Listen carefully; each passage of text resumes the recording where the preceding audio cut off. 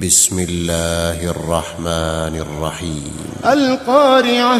ما القارعة وما أدراك ما القارعة يوم يكون الناس كالفراش المبثوث وتكون الجبال كالعهن المنفوش يوم يكون الناس كالفراش المبثوث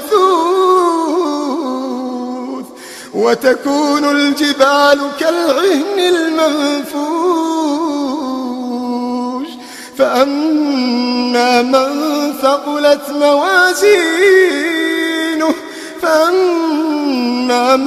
ثقلت موازينه فهو في عيشة راضية وأما من